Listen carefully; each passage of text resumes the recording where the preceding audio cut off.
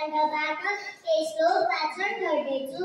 यति कमिटी बकेछ भेट्न मन चुच्चलाई, खुसी भए तिमीले चल्ने बेर पार्टी आई। सकल बनाऊ खेल्दै चौकी सम्पूर्ण माया, भगत जनाले बस्न 100 पार्या। जब तपन बिना